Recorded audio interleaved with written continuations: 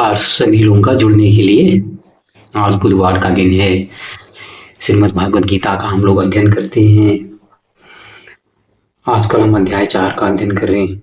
आज जो हम श्लोक जो हैं वो पढ़ेंगे वो है श्लोक नंबर 37, 38 और 39। इन 3 श्लोकों का हम अध्ययन करेंगे। जो मैंने समझा है मैं आपको बताने की कोशिश कर रहा हूँ और आप मुझसे सहमति रखें, ये कोई जरूरी नहीं है। जब आप स्वयं पढ़ेंगे एकांत में निष्पक्ष होकर आप देखेंगे कोई चीज जुड़ी नहीं होंगी। आप अपने मन को एकदम पवित्र करके स्थिर करके अगर आप सारी चीजें मनन करेंगे, मुझे लग रहा है बहुत बढ़िया बेहतर इस चीज को समझ सकते हैं। तो यहाँ पर भगवान कृष्ण जो है अर्जुन को बता रहे हैं ज्ञान क्या है, ज्ञान का महत्व क्या है, उसी के संबंध में ये है। आइए शुरू करते हैं श्लोक नंबर 37। यथेदांसि समेदौ अग्निर्भस्मसात् कुरुते अर्जुन ज्ञानाग्नि सर्वकर्माणि भस्मसात् कुरुते तथा। इसका अर्थ है कि जैसे प्रज्वलित अग्नि ईंधन को भस्म कर देती है, उसी प्रकार हे अर्जुन ज्ञान रूपी अग्नि भौतिक कर्मों के समस्त फलों को जला डालती है। आप देखो जंगलों में बड़ी आग लगती है। अभी इस साल भी लॉस एंजल्स में अमेरिका में आग लगी थी। वो कहते हैं हर बार गर्मी में लगती है, वहां पर थोड़ी सी लगती है, लेकिन इस बार अग्नि इतनी भयंकर लगी जो वहां पर जो हॉलीवुड है वहां तक उसकी लपटें पहुंच गई। और वहां पर जो बड़े नामचीन हस्तियां रहती हैं, जो वहां फिल्मों के सितारे हैं वहां के अमेरिका के, उनके घरों तक को उसने जला दिया उस अग्नि ने। वो अग्नि जब पूर्ण रूप से प्रज्वलित होती है तो उसके सामने कुछ भी नहीं टिकता है। ये तो यहाँ पर ये कहा गया है जो ज्ञान की अग्नि है। ज्ञान जब जागृत होता है, जो भौतिक कामनाओं के कारण हमने अपनी सारी चीजें जमा की होती हैं, अज्ञानता के कारण हम लोग पूरा संग्रहण करते जा रहे हैं। हमें होड़ लगी है कि मेरे पास ये भी ज्यादा होना चाहिए, मेरे पास ये भी ज्यादा होना चाहिए।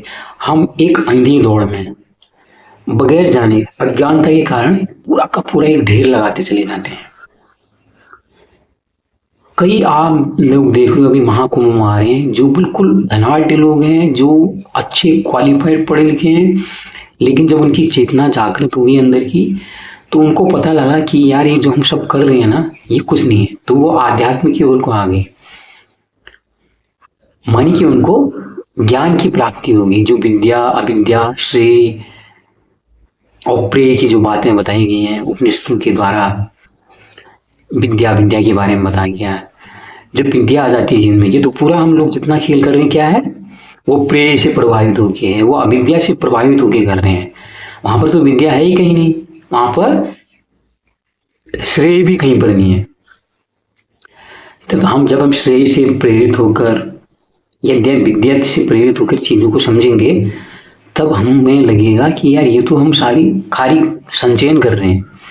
अभी जैसे मैंने कई बार पहले भी कहा है, टाटा का भी देहांत हुआ कुछ महीने पहले।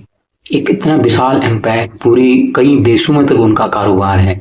आज भी उनके बैनर तले लाखों लाखों लोग काम कर रहे हैं। अप्रत्यक्ष रूप से करोड़ों लोग उनके काम से जुड़े हुए हैं। लेकिन टाटा साहब जो है वो चले गए। तो ये जितना संग्रह हम लोग करते हैं यहाँ पर, वो सारा यहीं धरा का धरा रह जाता है। तो आदमी क्या होता है, रिश्वत लेता है, उल्टी सीधी कमाई करता है, लाओ भैया मेरा कमीशन इतना, मेरा कमीशन इसमें इतना। लेकिन जब प्राण जाते हैं ना, उसमें कुछ नहीं रहता, फिर ये सारा चीज जीरो हो जाता है। आप देखा कोरोना में कैसे कैसे धनाढ़ लोग भी अपने बिस्तरों पर दम छोड़ के चले गए, करोड़ों की तरह पैसा बहाया, लेकिन उनके प्राण नहीं बचे।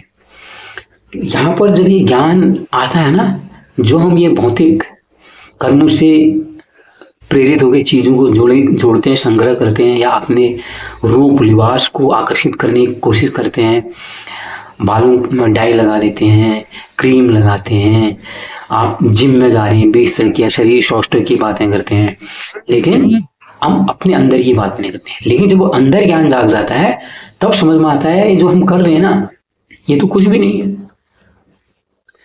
ये ज्ञान का असर। तो ज्ञान की अग्नि फिर जो है कर्मों से पैदा हुई जितनी संग्रह की सी है, सब उसके आगे फिर तुच्छ हो जाती है। यहाँ कहने का मतलब ये है।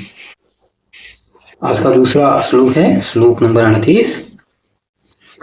नहि ज्ञानेन सृजसं पवित्रमिह विद्यते तत् स्वयं योग संसिद्धः कालेनात्मनि विन्दति।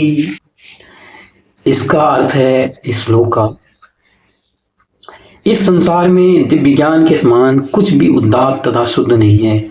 ऐसा ज्ञान समस्त योग का परिपक्व फल है। जो व्यक्ति भक्ति में सिद्ध हो जाता है वो यथासंभव अपने अंतर में इस ज्ञान का आस्वादन करता है। आप चाहे ऋषि अष्टावक्र की बात करो, नचिकेता की बात करो, जितने भी ज्ञानी हैं पूरी दुनिया में, या फिर आप पूरे दार्शनिक की बात करो, वो चीजों को देखते कैसे हैं? जब वो इंद्रियों से प्रेरित होकर देखते हैं तो कुछ भी समझ में नहीं आता।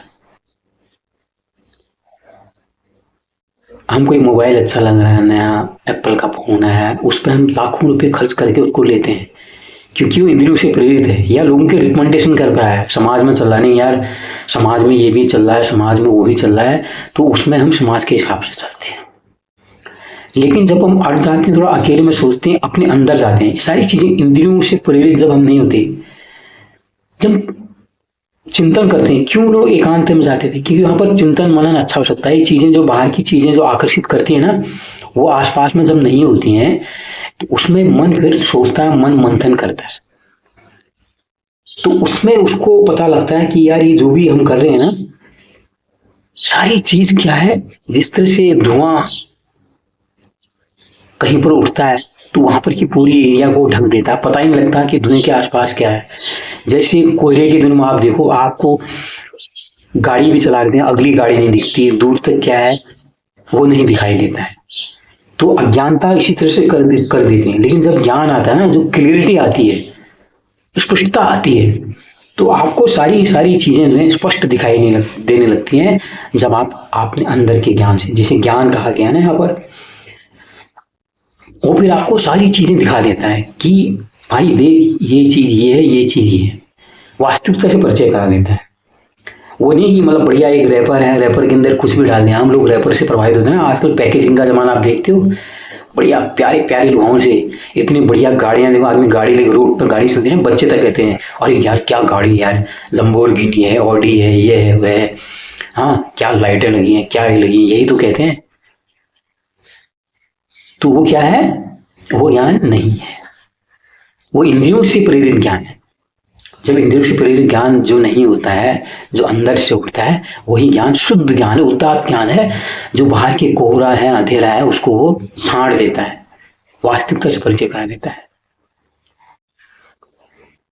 आज का जो अंतिम श्लोक है, आज 39वां नंबर श्लोक है, इसको पढ़ते हैं। श्रद्धावालम्बते ज्ञानं तत्पर संयतेन्द्रियः ज्ञानं लब्धा परां शांतिं चिरेणाधिगच्छति। इसका भावार्थ है, जो श्रद्धालु दिव्य ज्ञान में समर्पित है, जिसने इंद्रियों को वश में कर लिया है, वो इस ज्ञान को प्राप्त करने का अधिकारी है और इसे प्राप्त करते ही वो तुरंत आध्यात्मिक शांति को प्राप्त होता है। जो भी लगेगा दिव्य ज्ञान में, आप यहाँ पर आदि शंकराचार्य जी की बात कर लीजिए। छोटी सी 32 उम्र की अवस्था में उन्होंने सनातन के लिए जो किया उसको कोई भुला नहीं सकता। किस तरह से उनके किस्से कहे जाते हैं, मंडन मिश्र के साथ उनका किस तरह से वाद विवाद हुआ। फिर उसके बाद जब वो मंडन मिश्र हार गए, उनके शिष्य ने सुरेशाचार्य उनका नाम बना, तो फिर जो है थोड़ा एक सांसारिक ज्ञान पर उन्होंने जिरह कर लिया। उनकी पत्नी वो भाई भारती ने बोले, आप अभी मेरे पति को आपने पूरे हराए नहीं, जब आप मुझे हराएंगे तो तभी पता लगेगा। इसके लिए फिर कहते हैं राजा के जीवन में प्रवेश किया, फिर उसको वो जवाब भी दिया। तो उनको कभी इस चीज का उन्होंने कहा मुझे सांसारिक क्या ज्ञान है, आप गृहस्थ लोग कैसे रहते हैं, पति पत्नी के संबंध क्या होते हैं, वो तो मुझे कुछ पता ही नहीं है। लेकिन वह भारती को हराने के लिए फिर कहते हैं, ये कमरू नाम का एक राजा था, वो देह छोड़ा था, ताजा उसके शरीर में प्रवेश करके वो सारी चीजें फिर वो सांसारिक अनुभव में ले लिए, ऐसा कहते हैं। लेकिन यहाँ पर कहने की चीज है, जब हम सही ज्ञान की तलाश में जा रहे होते हैं तो ये जो इंद्रियगत आकर्षण है ना, फिर हमको लुभाते नहीं है। लेकिन वो एक इतना आसान नहीं है, उसके लिए बार बार प्रैक्टिस करनी पड़ती है, जो बार बार अपने अंदर की ओर को जाएगा। कि यहाँ पर क्या है, मन को अगर काट देगा, मन थोड़ी चॉकलेट खाने में विचलित हो रहा है, कोई गाड़ियों को देखने में विचलित हो रहा है, मोबाइल नए आ रहे हैं वो देखने में विचलित हो रहा है, हम अपने आस पड़ोस में अपने समाज में देख रहे हैं, कह रहे हैं यार उसके पास ये है उसके पास वो है, जब हम तुलना में करने में आ जा रहे हैं तब भी हमारा जीवन, हमको फिर वो ज्ञान प्राप्त नहीं हुआ।